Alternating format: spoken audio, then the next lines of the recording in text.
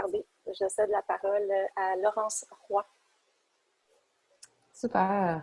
Bonjour à tous et toutes. Merci Anne-Marie pour la présentation.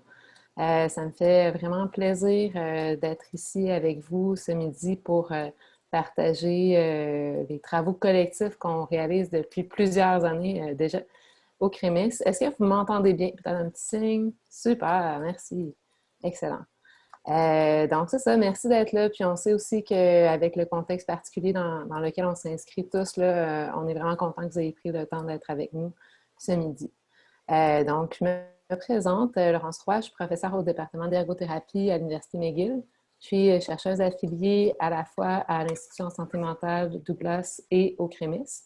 Je travaille depuis une dizaine d'années maintenant sur différents projets autour des questions d'itinérance, d'instabilité résidentielle. Je m'intéresse en particulier à la responsabilité sociale et les pratiques des institutions de santé dans la sphère du logement puis de l'instabilité résidentielle.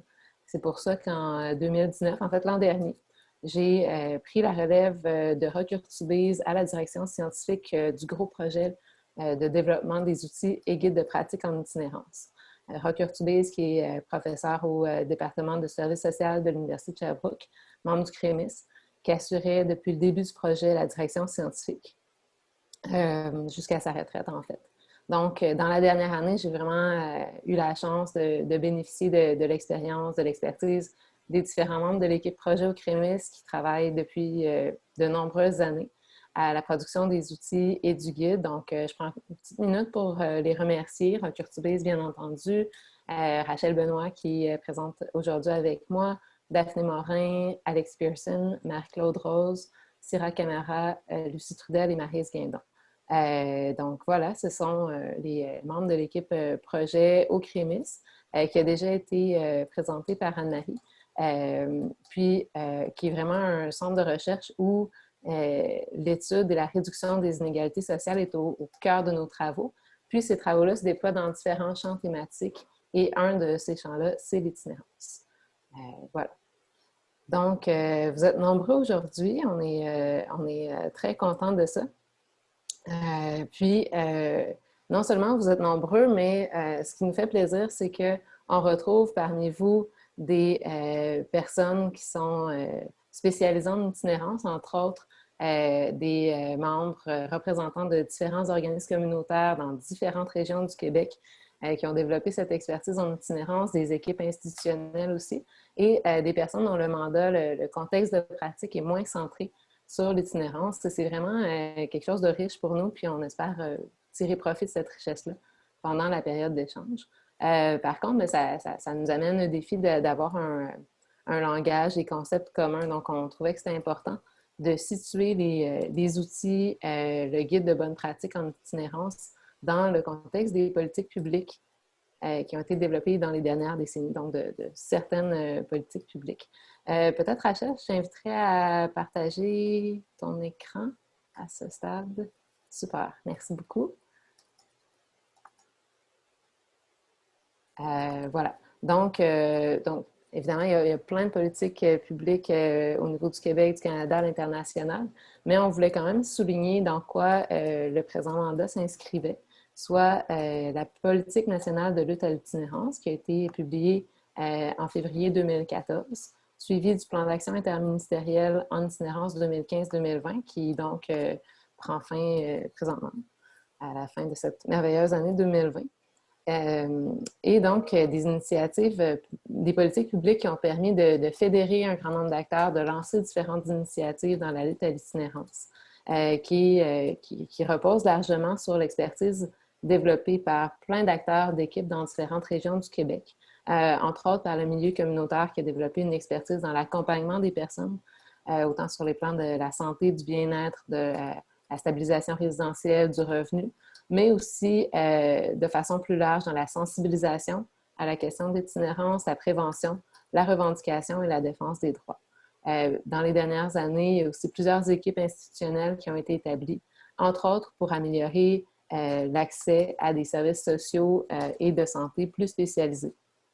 Entre autres au CIUS Centre-Sud de l'île de Montréal, des équipes comme l'équipe itinérance Jeunes de la rue, Emery, qui est une équipe mixte policiers intervenants, et dont le mandat est entre autres de faciliter cet accès. Donc, c'est quand même, je pense, important de souligner l'expertise, les efforts qui ont été déployés dans les dernières années. Par contre, il y a quand même des constats importants à réaliser aussi qui ont mené, merci, qui ont mené au développement des outils et guides dont il est question aujourd'hui. Je ne vais pas brosser un portrait de tous les constats, mais ils ont trait, entre autres, au manque d'accessibilité des différents services sociaux et de santé pour les personnes en situation d'itinérance. Des défis aussi liés à l'adéquation entre les services et les besoins des personnes en situation d'itinérance ou à risque de l'être. Et finalement, dans la continuité des services. Par exemple, une des choses qu'on sait à la fois à partir de la littérature scientifique que par les constats des acteurs spécialisés en itinérance, que le passage par différentes institutions, que ce soit un centre hospitalier, des centres de réadaptation en déficience physique, en dépendance, en DITSA, des centres de détention, des centres de jeunesse, ce sont des points tournants dans la vie des personnes et si elles ne sont pas accompagnées adéquatement, elles peuvent vivre de l'instabilité résidentielle, parfois un passage à la un autre constat, nous savons que l'accès à différents services sociaux et de santé peut être difficile pour les personnes en situation d'itinérance. Elles peuvent se sentir pas à leur place, pas nécessairement accueillies dans les services. Et finalement, je dirais un dernier qui nous interpelle particulièrement, c'est que plusieurs intervenants du réseau ne se sentent pas nécessairement outillés face aux personnes en situation d'itinérance. Et c'est d'autant plus le cas si elles présentent des difficultés multiples. Ce manque d'outils, ce manque de ressources, bien, ça peut créer un sentiment d'impuissance, de désarroi, qui amène à référer les personnes ailleurs, souvent vers des équipes spécialisées en itinérance, vers le milieu communautaire, sans nécessairement offrir un accompagnement à l'intérieur de leur mandat. Donc, c'est ce qui a mené en 2018 à la publication de la troisième politique publique à laquelle on faisait référence, c'est-à-dire la stratégie d'accès aux services de santé et aux services sociaux pour les personnes en situation d'itinérance ou à risque de le devenir. C'est vraiment le nom de la stratégie. Il faut reprendre son souffle après. Qui porte des grands principes, des principes qui rejoignent ceux des outils et du guide que nous présentons aujourd'hui. Peut-être qu'on peut passer à la diapo suivante. Super. Ça, ce sont des principes qui me tiennent à cœur, je pense, qui sont importants de rappeler, particulièrement dans le contexte actuel où on se rend bien compte que la pandémie creuse certaines des inégalités sociales auxquelles on fait face. Donc, des grands principes, tout le monde peut faire quelque chose à son niveau. Ce n'est pas seulement la responsabilité des organismes et des équipes spécialisées en itinérance. C'est important de développer le réflexe de poser des questions sur l'instabilité résidentielle. C'est le premier pas vers une intervention préventive et proactive. Les outils qu'on propose aujourd'hui offrent des pistes concrètes pour actualiser cette responsabilité populationnelle, cette idée que tout le monde peut faire quelque chose à son niveau quant à la lutte à l'itinérance. Et finalement, un dernier principe que chaque geste compte, que même si ce sont de petites premières étapes, c'est important. Donc, voilà. Pour faire vivre ces principes, en fait, l'idée des outils et du guide, c'est d'offrir à l'ensemble des intervenants qui sont susceptibles d'interagir avec les personnes en situation ou à risque d'itinérance, des outils, 3 outils que Rachel va aborder beaucoup plus en profondeur, mais qui permettent, de repérer des situations d'instabilité résidentielle, de les explorer lorsqu'elles ont été repérées et de s'auto-observer de façon réflexive dans sa connaissance de la réalité de l'itinérance comme intervenant. Ça, c'est pour le pan outils. Évidemment, si on souhaite mieux repérer, rendre visibles des situations, bien, il faut aussi que les intervenants puissent mieux identifier quoi faire à leur niveau. C'est pourquoi le guide des bonnes pratiques, en fait, qui est le pendant, a été développé. Le guide consiste en différentes sections que Rachel va aborder plus en profondeur, où on présente des grands principes à mettre en œuvre dans l'intervention. certaines fiches qui abordent des pratiques à mettre en œuvre de façon transversale par l'ensemble des intervenants, comme par exemple sur les façons d'accueillir des personnes en situation d'itinérance. 10 fiches qui portent sur des situations problèmes qui ont souvent été évoquées par les intervenants avec lesquels nous avons collaboré. Et enfin, 9 compléments d'information sur des populations spécialement touchées par l'itinérance. Par exemple, les personnes âgées, les personnes autochtones ou des personnes présentant une déficience physique. Je vais conclure finalement mon introduction pour dire un mot sur la démarche, en fait, comment on est arrivé à élaborer les outils et le guide de pratique en itinérance. Je pense qu'un des éléments qui inspirait le CREMIS, c'est cette idée de co-construction. Il y a vraiment un très grand nombre de collaborateurs, d'acteurs qui ont été impliqués. Là, on a toute une liste et que ce serait impossible de nommer présentement. Là, je prendrais toute la présentation. Donc, cet esprit de co-construction, mais aussi, je pense, le croisement des regards et des savoirs sur le phénomène de l'itinérance. Donc, croisement des savoirs par d'abord la synthèse de la littérature scientifique. Donc, c'est quelque chose qui a été très important de synthétiser des savoirs issus des recherches à la fois qualitatives, quantitatives, mais aussi les savoirs pratiques des intervenants, des gestionnaires, des cliniciens qui ont été mis à contribution dans l'ensemble, dans chacune des étapes de l'élaboration des outils des sections du guide. Donc, à partir de ça, les premières ébauches de l'ensemble des productions ont fait l'objet de plusieurs itérations, validations auprès de chercheurs, de praticiens du MSSS et puis finalement d'une validation finale dans les dernières semaines auprès des principaux utilisateurs de connaissances, donc finalement les intervenants qui, sur le terrain, vont être appelés à utiliser les outils et le guide. Donc, ça termine un peu mon introduction. Alors, je vais céder la parole à Rachel, mais avant, on voulait vous mettre un petit peu en appétit en vous présentant une courte capsule vidéo qui a été développée et qui va être disponible sur le site web du CREMIS. Donc, je te laisse la place, Rachel. Oui, excuse-moi Rachel, juste avant que tu commences, je m'excuse d'interrompre. Il y a un micro qui est ouvert qu'on n'arrive pas à fermer de notre côté. On pense que c'est l'utilisateur Joe Kane. Si vous pouviez fermer votre micro parce qu'on entend beaucoup de bruit de fond, ça permettrait à tous de mieux entendre la présentation. Merci beaucoup. Désolée Rachel.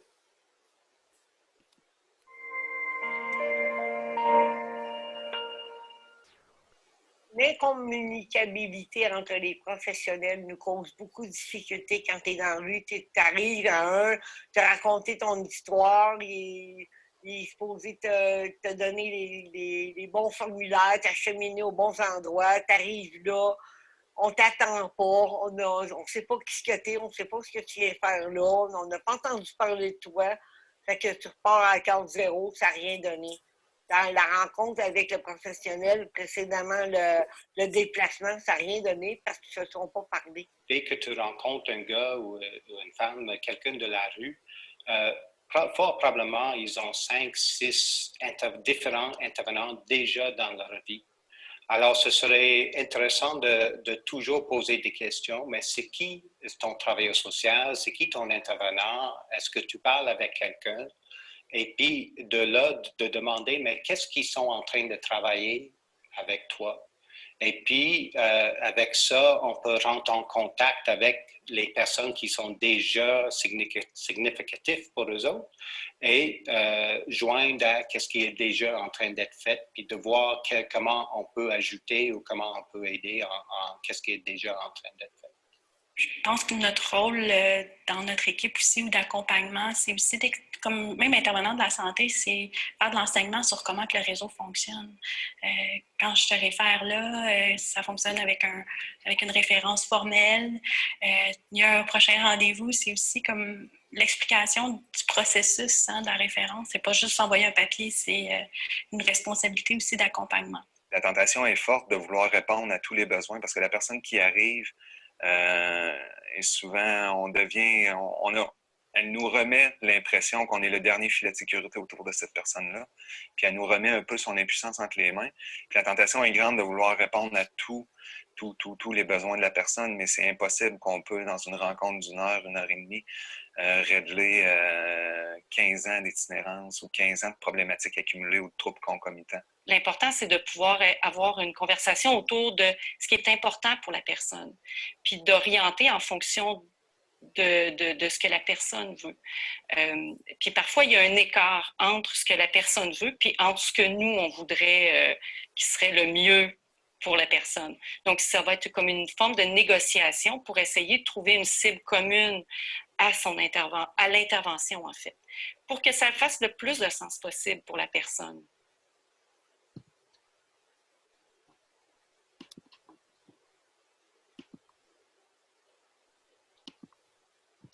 Donc, merci Laurence. Est-ce qu'on m'entend bien? Est-ce que tout marche? Vous me voyez, vous m'entendez, vous me voyez en petit, vous voyez toujours le PowerPoint, c'est ça? Excellent. Donc, vous venez de voir en primaire là, une des 14 capsules vidéo dont on va parler tantôt. Merci Laurence pour ce début de présentation, là, la profondeur de placer le contexte en fait.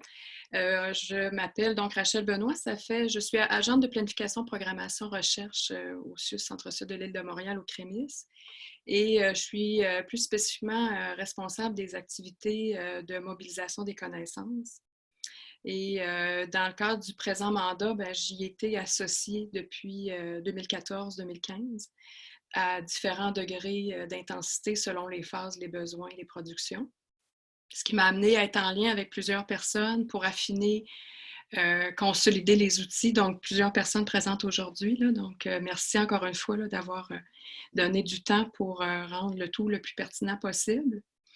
J'ai aussi coordonné une recherche sur la stabilité résidentielle avec accompagnement, le développement d'outils de formation auxquels Laurence a contribué en 2018-2019.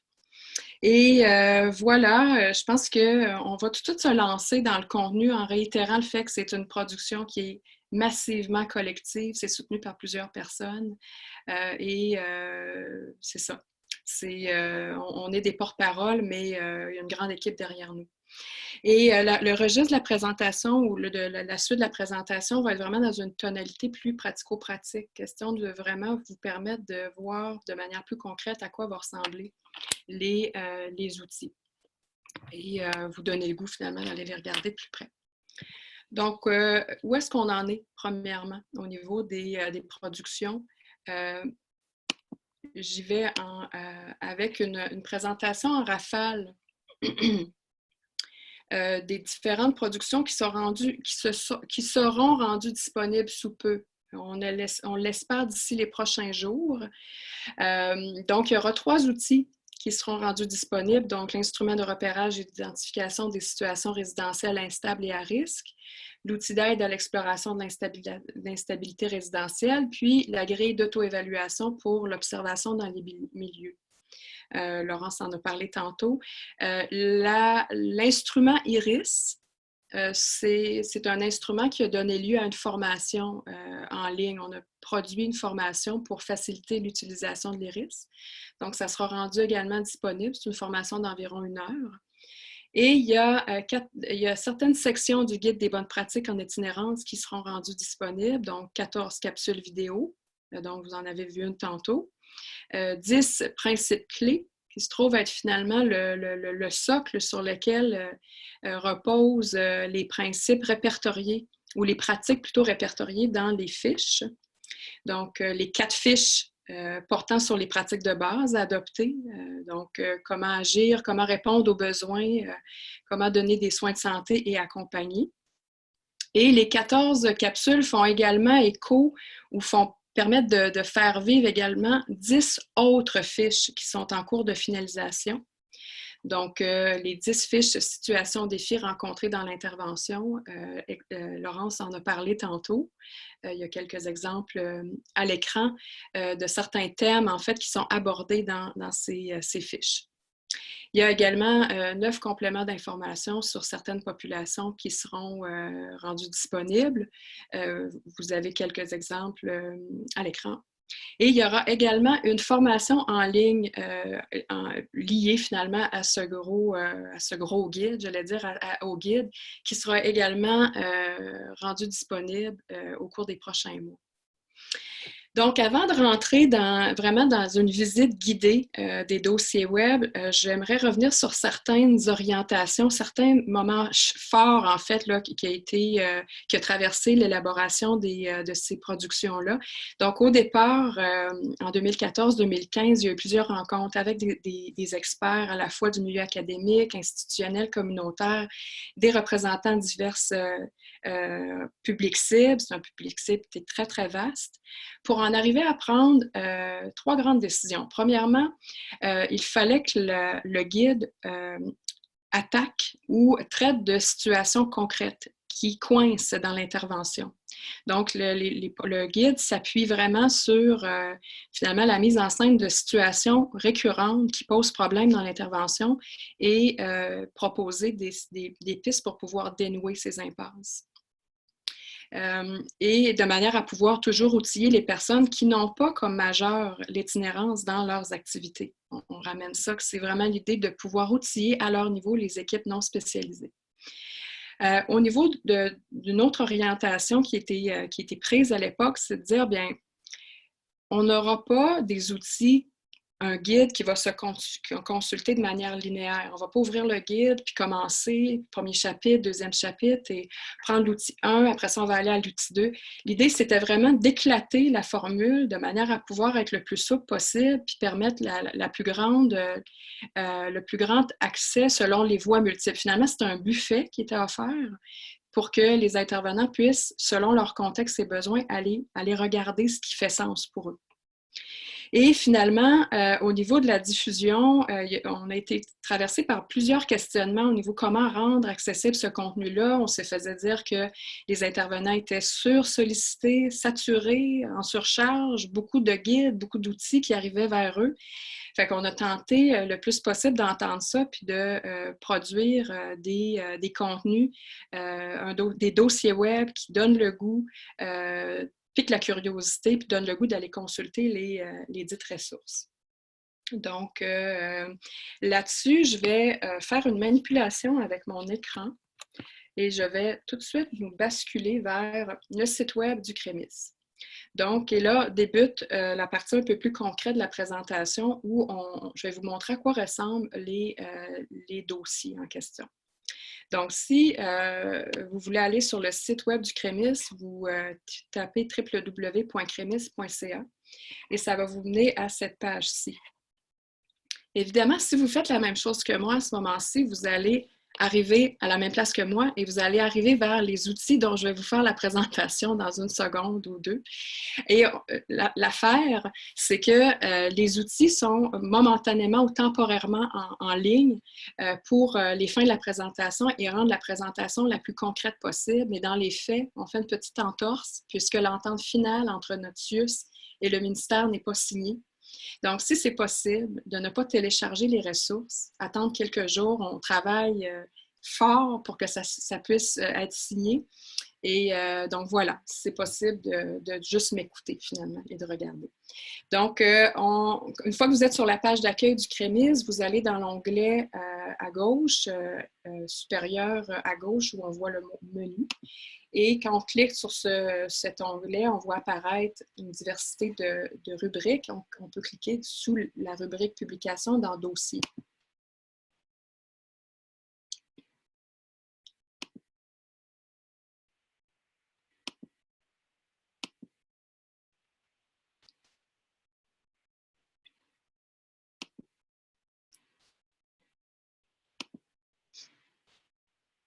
On va le refaire.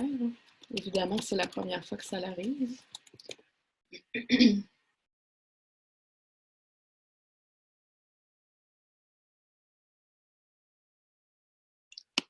On va le réessayer par là.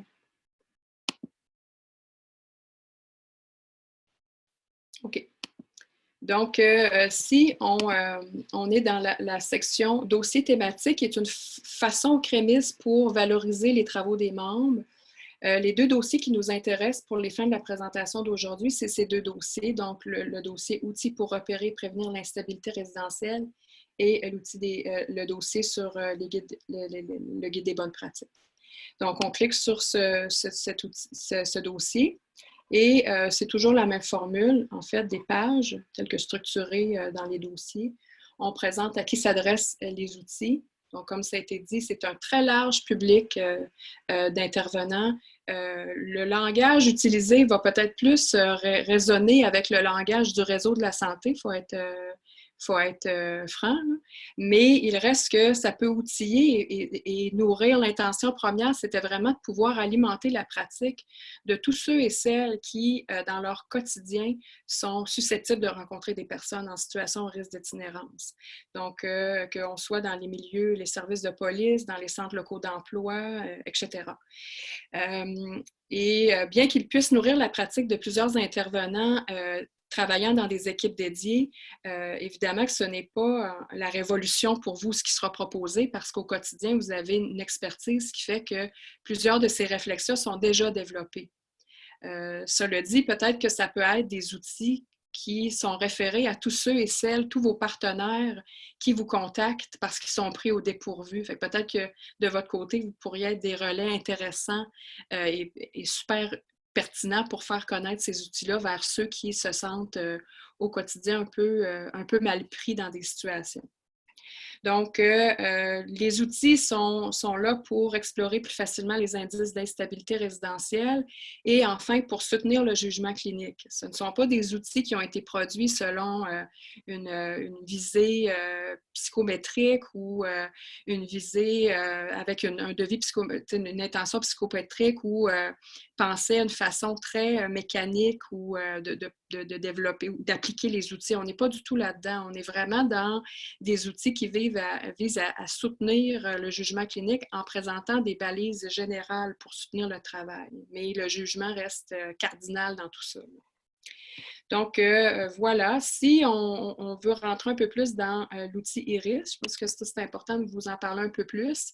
Donc, l'IRIS vise à aider à déceler les indices d'instabilité résidentielle et offre des repères concrets aux intervenants pour le faire. Donc, on voit les principales caractéristiques. On peut télécharger le guide d'accompagnement ici et le questionnaire. On va revenir dans un instant. Mais avant tout, je vous propose une petite capsule animée d'environ 1 minute qui présente en fait assez bien l'IRIS.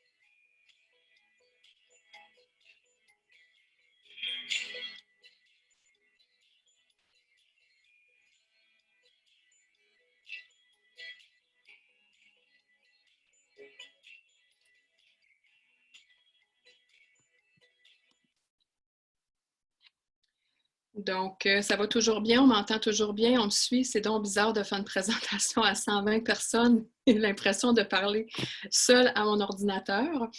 Donc, c'est ça pour l'IRIS. Je pense que l'utilisation des petites capsules, c'est une façon de réitérer certains messages forts qui se retrouvent dans le guide d'accompagnement. Toute la notion de l'instabilité résidentielle peut souvent passer inaperçue, malgré le bon vouloir des intervenants. Le fait qu'il y a une diversification des visages de l'itinérance, donc il faut sortir de nos impressions, nos représentations parfois un peu stéréotypées de l'itinérant. Finalement, quelques informations de base pour expliquer la valeur finalement de faire du repérage.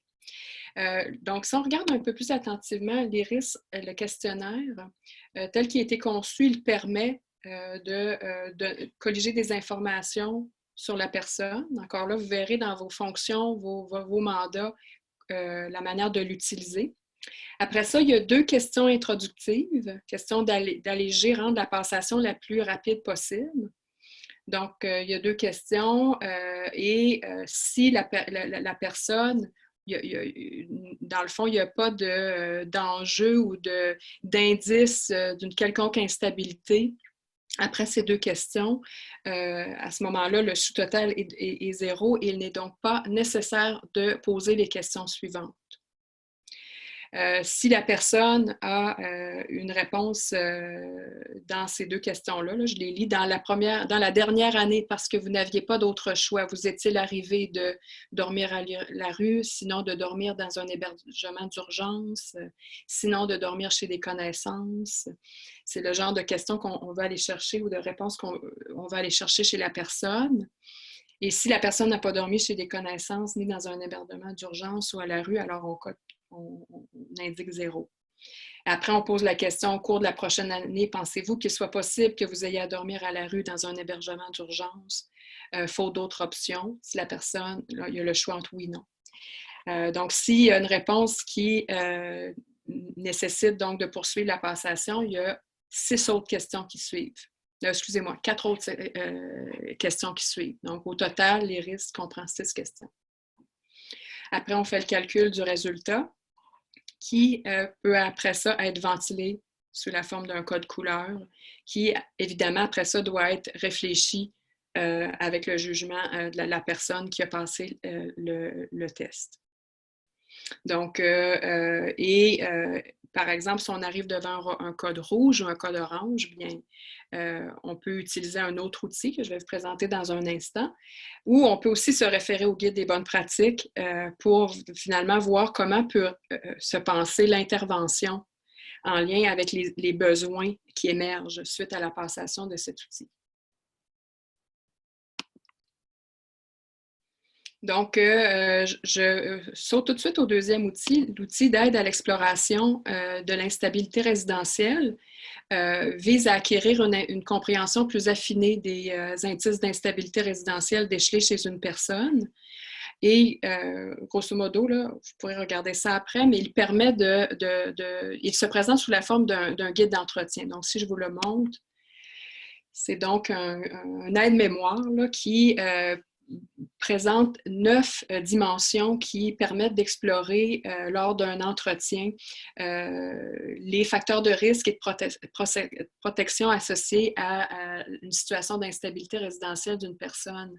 Et sous chaque dimension, il y a des questions, des propositions de questions. L'idée, ce n'est pas de toutes les poser, c'est vraiment pour enrichir l'entretien. Des propositions de questions qui touchent à la fois au risque, mais aussi aux zones de force. Et je me rappelle Frédéric là, qui va passer après moi, mais on en a donc parlé, l'importance de ne pas seulement être sur les zones déficitaires ou lacunaires des individus, mais aussi de pouvoir tirer profit des forces et des zones de protection, des facteurs de protection. Donc voilà pour ce qui est de cet outil qui peut s'utiliser donc en complément avec les risques ou de manière autonome et possiblement en complément avec d'autres outils que vous utilisez sur terrain ou qui sont utilisés sur terrain. Après ça, je ne vais pas rentrer dans ce dernier outil pour aller dans l'autre dossier web, mais quelques mots, il y a aussi un outil qui porte sur la grille d'auto-évaluation pour l'observation dans les milieux qui permet d'accroître notre capacité comme intervenant à aller vers ceux et celles qui restent en marge des services, que ce soit dans des pratiques plus d'outreach classiques à la rue ou dans des ressources. Vous irez le regarder. La formation en ligne sur les risques, c'est très bref l'information qu'on y présente là, parce qu'en fait, ce qu'on veut, c'est simplement présenter les 2 voies d'accès. Donc, il y a le personnel du réseau de la santé qui peut y accéder par l'hyperlien ici, et sous peu, il y aura un lien pour permettre à tous les gens qui sont à l'extérieur du réseau, on y tenait vraiment, pour que, dans le fond, ça puisse vraiment être disséminé puis utilisé à vraiment plus large spectre. cette formation-là, qui, dans le fond, donne un peu plus de chair pour faciliter l'utilisation de l'IRIS. Ultimement, ce n'est pas très complexe, mais ça donne encore plus le goût de l'utiliser. Puis, ça propose une démarche réflexive, en fait, pour regarder nos propres représentations de l'itinérance, nos préjugés, bref, faire un peu le tour de comment, dans la rencontre avec une personne, il est donc facile, sans qu'on s'en rende compte et malgré une bonne volonté, de laisser en sourdine la question de l'instabilité résidentielle. Ça montre par des situations très concrètes à quel point, des fois, se perpétuent des rendez-vous manqués dans les services. Fait que vous irez regarder ça de plus près. Quelques mots sur l'autre en fait, dossier, qui est sur le guide des bonnes pratiques. Donc, le guide des bonnes pratiques et encore là, c'est le même public cible et ça vise finalement à mobiliser les intervenants quant à leur possibilité d'agir positivement à leur niveau. Puis ça, je le réitère, c'était dans les principes que Laurence a mentionnés au début, mais on est sensible au fait que l'intervention est complexe, elle est tout azimut. Puis l'idée, c'était vraiment de pouvoir rester près des possibilités de chaque intervenant, puis de voir, bien, ça serait quoi si on y allait de pas avec la stratégie des petits pas, pour voir qu'est-ce qui est possible de faire à notre niveau. Donc, on peut avoir accès à une table des matières pour avoir une idée de, dans le fond, un survol en rapide de ce que le guide des bonnes pratiques comprend. Comme on l'a vu, les principes clés, les fiches sur les pratiques de base, les fiches sur les situations défis rencontrées dans l'intervention et finalement, les compléments d'information. Et après ça, ben, on peut accéder à ces différentes sections-là par le biais de ces boutons ou du menu ici. Et la manière qu'on a structuré, Alexis Pearson et moi, là, ma collègue, on a travaillé étroitement avec plusieurs intervenants qui nous ont donné du feedback là, quand on a créé les dossiers. Après plusieurs discussions, on a jugé que c'était préférable d'y aller en mettant l'accent en premier lieu sur les entrevues et témoignages, donc les 14 capsules vidéo dont vous en avez vu une tantôt, là. Donc qui permettent vraiment une accroche assez mobilisante là, pour... dans le fond, rentrer dans les différents contenus. Et rapidement, la dernière chose que je mentionnerais, c'est vous donner un aperçu de à quoi vont ressembler les fiches, en fait, sur les pratiques. Donc, voici les fiches de base, les 4 fiches de base. Accueillir, répondre aux besoins, donner des soins, accompagner. Et pour chaque fiche, bien, il y a les questions de fond qui sont répondues dans les fiches. Donc, comment favoriser l'accueil des personnes en situation d'itinérance dans les services? Quelles sont les pratiques fondamentales à avoir en tête? Et on peut soit avoir un aperçu de la fiche plus détaillée ou le vidéo afférent, ou on peut aussi télécharger directement la fiche ici. Et là, on rentre vraiment dans le contenu qu'on peut, évidemment, à partir de là, télécharger, imprimer et lire selon ce que notre pratique nous permet de faire là, au quotidien au niveau de notre perfectionnement professionnel. Donc, c'est ça qui clôt en fait là, la visite guidée là, des dossiers web. Pour clore, bien, je mentionnerais que, comme Laurence l'a dit, là, si le CREMIS, le CIUS Centre-Sud de l'île de Montréal, a eu son mandat via le ministère, c'est parce qu'il y a une longue tradition de recherche, expertise clinique de développer dans le champ de l'itinérance. Laurence a mentionné plusieurs équipes qui, en fait, ont pris naissance au CIUS Centre-Sud de l'île de Montréal. Puis, je vous invite à rester connecté à notre site web puisqu'il présente, il va présenter plusieurs informations. Il va présenter ces fameux outils, mais il y a aussi plusieurs autres, en fait, dossiers web qui touchent à la question de l'itinérance qui pourraient vous intéresser. Je pense, par exemple, au dossier Savoir d'intervention en itinérance qui présente 50 récits de pratique tirés de collaboration avec des équipes itinérances du Québec, des équipes du projet Chez Soi et les travaux de recherche menés par Rock Urtubise. Il y a aussi un autre dossier qui porte sur le projet Stabilisation résidentielle avec accompagnement, je n'ai pas le nom au complet, stabilisation résidentielle avec accompagnement, développement d'une approche et de modalités de formation adaptées au contexte québécois. Donc, il y a un dossier web là-dessus qui est plus sur les questions de stabilité résidentielle liées, par exemple, à la question du logement. Vous irez voir ça. Il y a eu un gros travail de fait. Et c'est ça, c'est un champ qui est vivant, qui est porté, on les a avec nous aujourd'hui, par Sue-Ann McDonald et Philippe Benoît-Côté, nos deux chercheurs porteurs de ce vaste dossier, dont évidemment, mais qui est alimenté par plein d'autres chercheurs qui viennent de plusieurs disciplines. Donc, pour en nommer quelques-unes, il y a Elisabeth Gressler, Laurence Roy, Roch Urtubis, Dalia Namian, Caroline Grimard, qui se joint à nous très prochainement, qui est ici présente, et Céline Bello, et voilà. Donc, Charleroi, bref. Donc, là-dessus, je vais laisser la parole à Frédéric Marie, qui est spécialiste en activité clinique au CIUS, qui est membre, praticien-chercheur au CREMIS, puis qui a bien été généreux. En fait, a été sollicité à plusieurs reprises dans le cadre du mandat. Puis, je trouvais que c'était une belle occasion de lui donner la parole, puis de nous parler de son expérience, en fait, dans le cadre de ce projet. Donc, je te laisse la parole, Frédéric. Merci, Rachel. Est-ce que vous m'entendez? Oui, excellent. D'abord, merci pour l'invitation de venir aujourd'hui. Je suis très heureux de pouvoir partager avec un si grand nombre de personnes à propos de cette batterie d'outils-là et de documents. Oui, je suis spécialiste en activité clinique au programme dépendance du CIUS. En fait, ce que c'est anciennement le Centre de réadaptation en dépendance de Montréal, anciennement Dollard Cormier. Mais j'ai fait un passage par les CLSC pendant à peu près 10 ans en première ligne avec le C3S Jalmance. Puis c'est là que j'ai rencontré le CREMIS puis qu'on a commencé à collaborer sur différents projets, dont celui-là qui je suis vraiment content d'avoir été interpellé parce que j'avais compris qu'il y avait cette espèce d'aller-retour avec la documentation scientifique, la littérature grise, voir les outils qui avaient déjà été développés, puis aussi avec le milieu universitaire, les chercheurs, mais aussi des experts qui avaient développé des outils, puis qui avaient des spécialistes dans le champ de l'itinérance, mais dans d'autres domaines.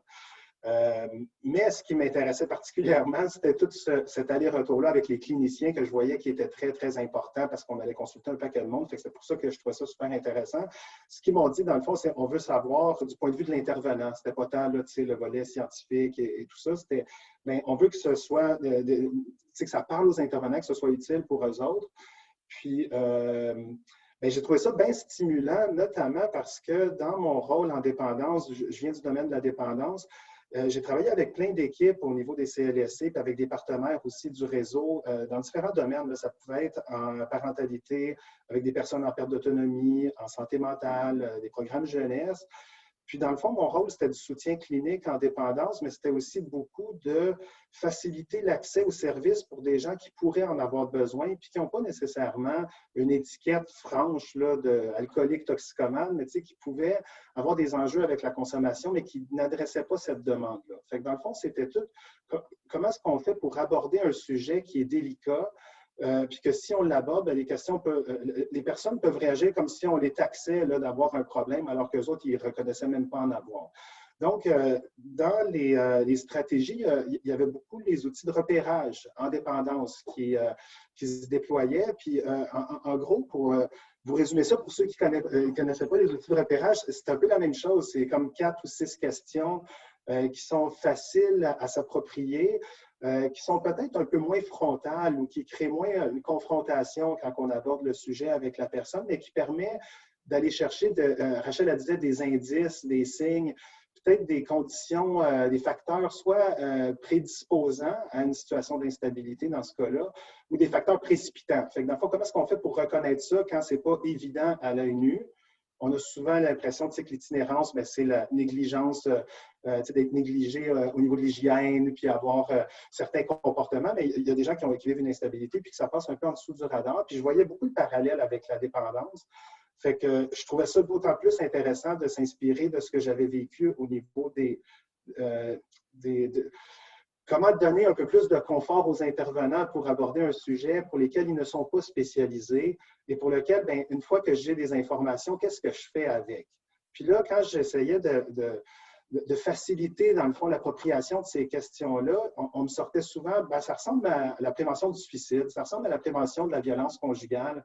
Comme si on nous demande de poser plein de questions à du monde, ils ne nous adressent pas des problématiques, mais comment est-ce qu'on fait pour maintenir un niveau de confort, une alliance, je dirais un lien, c'est vraiment un lien de confiance qu'on cherche à développer pour aller aborder des sujets qui vont peut-être après ça mener à des actions plus concrètes pour soit prévenir une détérioration ou pour mettre en lien avec soit des ressources ou une intervention qui soit adaptée à la situation. Fait que j'ai trouvé ça vraiment intéressant. Après ça, c'est ça. C'était toute comment est-ce qu'on présente ça? J'ai vu les outils dernièrement, il y a peut-être 2 semaines. Je les ai parcourus, pas juste les outils, les guides d'accompagnement.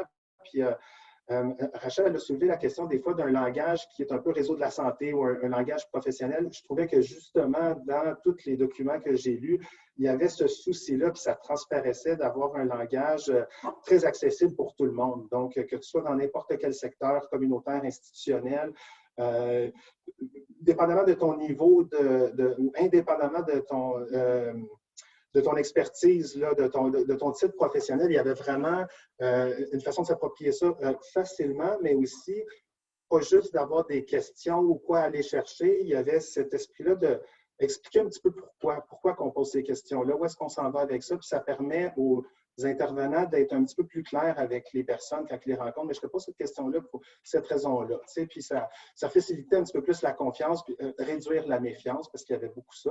Puis après ça, bien, qu'est-ce qu'on fait avec ça? Bien, il y a un paquet de trucs super intéressants qui souvent sont connus, mais tu sais, il faut se les rappeler, puis il faut se rafraîchir de dire qu'on a un rôle à jouer là-dedans parce que, comme je disais, les personnes n'adressent pas ces besoins-là nécessairement d'emblée. C'est stigmatisant, des fois c'est honteux pour certaines personnes. Fait que Rachel, elle disait les opportunités manquées, c'est un peu ça, c'est que les rendez-vous manqués, combien d'opportunités on a parce qu'on est en contact avec quelqu'un, de peut-être juste rendre ça un petit peu plus facile d'aborder ces sujets-là puis de soulever certains indices qui pourraient nous permettre après ça de faire des interventions plus adaptées. Donc, en gros, c'est un grand plaisir de voir le produit final. Je suis vraiment impressionné ça se sent qu'il y a eu beaucoup de consultations avec des cliniciens et pas juste en itinérance ou en santé mentale et dépendance, mais un paquet de monde. Puis aussi tout l'appui de la littérature qui vient expliquer le raisonnement derrière, là, que ce n'est pas juste des bonnes pratiques développées sur le terrain ou qui sont reconnues comme des bonnes pratiques, mais ça concorde vraiment avec ce que la science, ce que la connaissance nous dit là, sur ces réalités-là. Donc, je pourrais parler pendant une demi-heure, mais j'ai vraiment le goût d'entendre le reste du monde parce que là, je pense que vous avez la table pour, oui, apprécier ce travail-là, mais voir comment est-ce qu'on peut se l'approprier en tant qu'intervenant, puis est-ce que ça tient la route, tu sais, comment est-ce que les gens voient ça? Moi, je le vois très positivement, mais j'ai un biais là, important là-dedans. J'ai hâte d'entendre le reste du monde. Merci beaucoup, Frédéric.